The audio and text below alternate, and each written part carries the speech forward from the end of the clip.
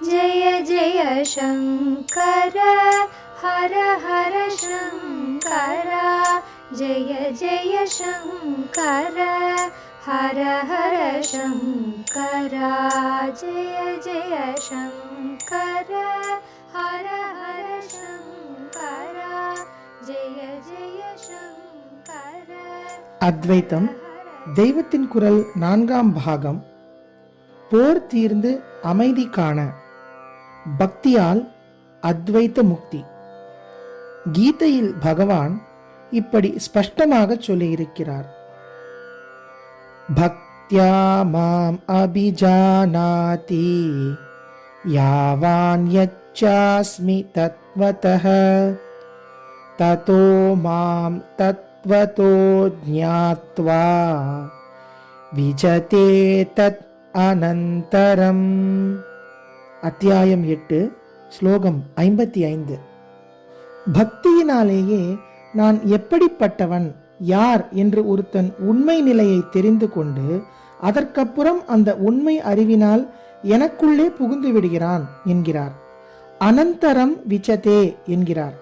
விச்சதே என்றால் புகுகிறான், அனந்தரம் என்றால் அந்தரம் இல்லாமல் என்று அர்த்தம். அந்தரம் என்றால் இடைவெளி, அந்தரத்தில் தொங்குவது என்று சொல்கிறோம் அல்லவா. அனந்தரம் விச்சதே என்றால் பரமாத்மாவுக்கும் ஜீவாத்மாவுக்கும் இடைவெளியே இல்லாமல் இவன் அவனிலேயே ஒன்றிவிடுமாறு உள்ளே பிரவேசிக்கிறான் என்று அர்த்தம். பக்தியிலேயே ஒருத்தன் ஈஸ்வரனின் நிஜஸ்வரூபமான ஆத்மாவுக்குள்ளே போய்விடவில்லை. பக்தியினாலேயே, அதாவது அதை வழியாக கொண்டு அந்த நிலைக்கு போகிறான். பக்தி நிலையில் வேறேயாக இருப்பதோடு துவைத மோட்சத்தோடு லட்சியம் சித்திக்கவில்லை. அதற்கப்புறம் ததோ என்றால் அதற்கு அப்புறம் என்று அர்த்தம். அத்வைத்தமாய் அவனுக்குள்ளேயே போய்விடும் முடிவான மோட்சம் சித்திக்கிறது. இதற்கு ஆச்சாரியால் பாஷ்யம் பண்ணும்போது யாவான் பகவான் எப்படிப்பட்டவன் என்று பக்தன் தெரிந்து கொள்கிறான் என்பதற்கு அர்த்தம் சொல்லும்போது, பக்தியிலே ஒருத்தன் முதலில் பரமாத்மாவை ஜகத் காரணனாகவும் ஜகத்தை நடத்துபவனாகவும் தான் துவைத்தமாக தெரிந்து கொள்கிறான் என்கிறார். உபாதி கிருத விஸ்தர பேதனான அவனை தெரிந்து கொள்வதாக சொல்கிறார். அதாவது பலவித குண கர்ம உபாதிகளால் குறுக்கப்பட்ட நானாவித பிரபஞ்சமாகவும் அவன் விரிந்து பலவிதமாக பேதப்பட்டிருப்பதையே முதலில் தெரிந்து கொள்கிறான். அப்புறம் இத்தனை பேதத்துக்கும் ஒரே பேதமற்ற இரண்டற்ற அறிவுதான் காரணமாய் இருக்க வேண்டும் என்று அத்வைத்தம் சைத்தன்ய மாத்திர ஏக ரசமாக தெரிந்து கொள்வதற்காக சொல்கிறார். இப்படி சொன்னதால் ஜீவ மனஸ் மகா மனசிடம் பேதபாவத்துடன் போய் பேதமாகவே பார்த்தாலும் அந்த மகா மனசான ஈஸ்வரன் இதன் பேத உணர்ச்சியை போக்குகிறான் என்று துவனிக்கிறது. துவனியாக மட்டும் இங்கே இருப்பதை அடுத்த ஸ்லோகத்தில் பகவான் ஸ்பஷ்டமாக தெரிவிக்கிறார். மத் பிரசாதாத் அவாப்னோதி சாஸ்வதம் பதமவ்யயம். என்னுடைய அனுகிரகத்தால் ஒருவன் சாஸ்வதமான மாறுதல் இல்லாத நிலைமை அடைகிறான் என்கிறார். அந்த நிலைதான் அத்வைத மோட்சம். சகுண பிரம்மத்திடம் ஒருத்தன் பக்தியுடன் போய் துவைத்தமாக அன்பு செய்து கொண்டிருந்தால் அதன் அனுகிரகத்தால் அவன் நிர்குண பிரம்மத்தில் ஐக்கியம் பெற்று விடுகிறான் என்று பெறப்படுகிறது. அது சகுண பிரம்மமான ஈஸ்வரன் தானே இவனை வேறுபடுத்தி காட்டிய காரண வஸ்து. அதனால் அதுவே அந்த வேறுபாட்டை அழித்து ஒன்றாகவும் ஆக்கிவிடுகிறது. இங்கே தன்னையே பரமாத்மாவாக வெளியிட்டு பேசிக்கொண்ட பகவான் 4 ஸ்லோகம் தள்ளி அத்தியாயம் 18 ஸ்லோகம் 61 சர்வ பூதங்களின் ஹிருதயத்திலும் இருந்து கொண்டு பொம்மலாட்டக்காரன் மாதிரி அவற்றை மாயையால் ஆட்டிக்கொண்டிருக்கிற பரமாத்ம சக்தியை ஈஸ்வரன் என்று சொல்லிவிட்டு அடுத்த ஸ்லோகத்தில் அந்த ஈஸ்வரனின் அனுகிரகத்தால் சாஸ்வதமான பரம சாந்தி நிலை சித்திக்கும் என்கிறார். அந்த நிலைதான் மோக்ஷம். மோக்ஷம் ஒன்றுதான் சாஸ்வத சாந்த நிலை. மனோ இந்திரியங்களால் ஏற்படுகிற எல்லா பாவங்களையும் திரட்டி ஈஸ்வரனிடம் சரணாகதி செய்துவிடு. அதாவது சின்ன மனசை அப்படியே மகா மனசின் முன்னாலே போட்டு அர்ப்பணம் செய்துவிடு. அவனுடைய அனுக்கிரக பிரசாதமான சாஸ்வத சாந்தமான மோட்சத்தை அடைந்து விடுவாய் என்கிறார். தமேவ சரணம் கச்ச சர்வபாவேன பாரத தத் பிரசாதாத் பராம் சாந்திம் ஸ்தானம் பிராப்ஸ்யசி சாஸ்வதம். கீதை அத்தியாயம் 18 ஸ்லோகம் 62. ஜீவ மனஸ் கர்ம மார்க்கத்தால் சுத்தியாகி தனக்கு காரணமான மகா மனசிடம் பக்தி மார்க்கத்தில் போய் பிரேமை பண்ணி அனுக்கிரகத்தால் ஞான மார்க்கத்தில் பிரவேசித்து அதற்கும் மூலமான ஆத்மாவின் சாட்சாத்காரம் பெறுகிறது என்று ஏற்படுகிறது. பெறுகிறது என்றாலும் அங்கே மனஸ் என்று ஒன்று பெற்றுக்கொள்கிற வஸ்துவாகவும் ஆத்மா என்ற ஒன்று பெறப்படும் வஸ்துவாகவும் இல்லை. ஆத்ம அகண்டத்தை துண்டித்து கண்டமான ஜீவனாக குறுக்கிய மனஸ் போய்விடுகிறது. அப்புறம் அகண்டம் தானாக இருப்பதை உணர முடிகிறது. துண்டத்தையே நாம் என்று நினைப்பது போக வேண்டும். அதாவது மனஸ் தன்னையே இழப்பதற்கு கொஞ்சம் கொஞ்சமாக சொல்லிக் கொடுக்க வேண்டும். பக்தி அன்பின் அவசியம்.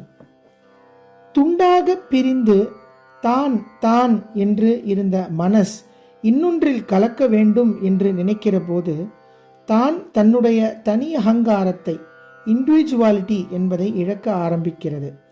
இப்படி மனஸ் கலப்பதுதானே அன்பு. எந்த பிராணியிடம் அன்பு வைத்தாலும் அப்போது மனஸ் தன்னுடைய சின்ன தனித்தன்மையையே போஷித்து கொண்டு தன்னையே மையமாக வைத்து கொண்டு காரியம் செய்வது என்பதை ஓரளவுக்கு விட்டுவிட்டு அன்புக்கு உரியதாகிற பிராணிக்காக ஒன்றை செய்ய ஆரம்பிக்கிறது. இதனால் மனசுக்கு ஸ்வந்தமாக எந்தவித லாபமும் இருக்கப்படாது என்பது முக்கியம். ஸ்வந்த லாபம் வந்துவிட்டால் அது தன்னையே போஷித்து கெட்டிப்படுத்திக் கொள்கிறது என்று அர்த்தம். இம்மாதிரி இன்னொருவரிடம் வைக்கிற பிரியம் அன்பே இல்லை, அது ஆசை அல்லது காமம். நம் மனஸ் ஏதோ ஒரு சந்தோஷ லாபத்தை அடைந்து அந்த அனுபோகத்தில் இன்னும் கொழுத்து போவதற்கு உதவும் எல்லா பிரியங்களும் காமத்தை சேர்ந்தவையே தவிர அன்பை சேர்ந்தவை அல்ல. மனசின் கொழுப்பை இழக்கி அது பிற்பாடு அப்படியே கரைந்து போய்விடுவதற்கு வசதியாக அதை எது மிருதுவாக்கி தருகிறதோ அதுதான் அன்பு. ஒன்று இல்லாமல் போவதற்கு முன்னாடி கொஞ்சம் கொஞ்சமாக லேசாகி பரவிக்கொண்டே போக வேண்டும். அதாவது தன் ஸ்வரூபத்தை விசாலமாக்கி கொண்டே போக வேண்டும். அப்புறம்தான் அகண்டத்தில் அரூபமாக அப்படியே கரைந்து மறைந்து போவது. முன்பு இரும்பு குண்டு திருஷ்டாந்தம் சொன்னேன். இன்னொரு திருஷ்டாந்தம் ஜலம். அது ஆவியாகி லேசாகி பரவிக்கொண்டே போனால்தான் இல்லாமல் போகிறது.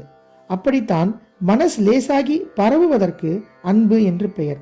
காமத்திலே அதாவது ஆசையிலே என்ன ஆகிறதென்றால் லேசான ஆவியாகி பரவுவதற்கு பதில் கனமாகி கெட்டிப்பட்டு ஐஸ் கட்டி மாதிரி ஆகிவிடுகிறது. ஐஸாவது உருகுகிற சுபாவம் உள்ளதாக இருக்கிறது. ஆசை வாய்ப்பட்ட மனசோ உருகாத ஐஸாகி விடுகிறது.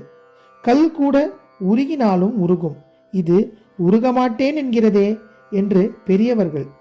தாயுமானவர் கல்லேனும் ஐய ஒரு காலத்தில் உருகும், கல் நெஞ்சம் உருகவில்லையே பாடி வைத்துவிட்டு போயிருப்பது இதைத்தான்.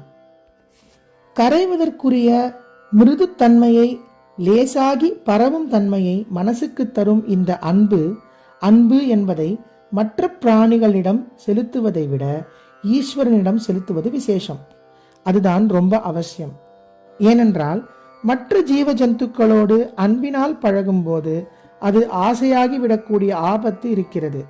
நம் மாதிரியானவர்களிடம் பழகும்போது எந்த விதத்திலாவது அவர்களிடமிருந்து ஸ்வய லாபமாக ஒரு சந்துஷ்டியை பெற வேண்டும் என்று மனசுக்கு தோன்ற ஆரம்பித்து விடுகிறது.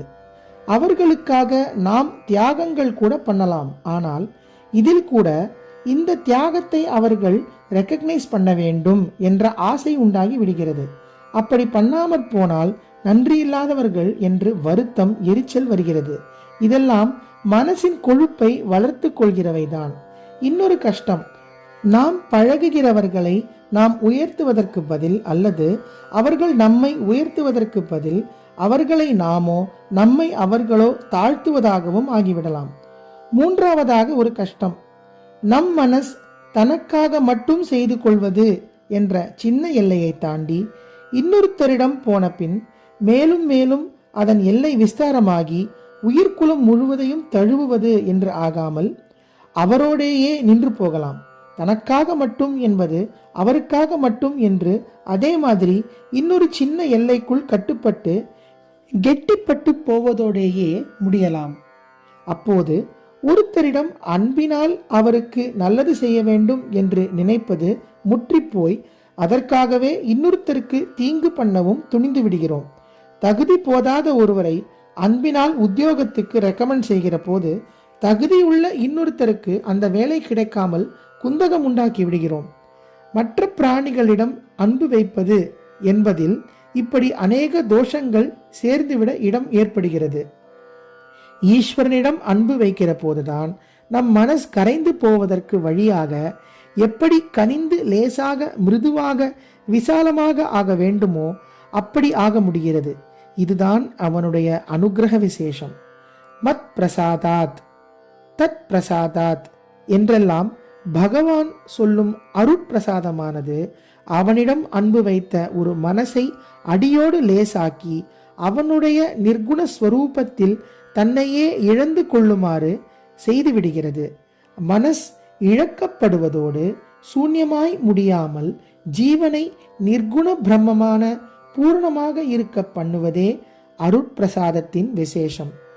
ஜெய ஜெய சங்கர, ஹரஹர சங்கர, மகாபிரியவா சரணம். जय जय शङ्कर हर हर शङ्कर, जय जय शङ्कर हर हर शङ्कर, जय जय शङ्कर.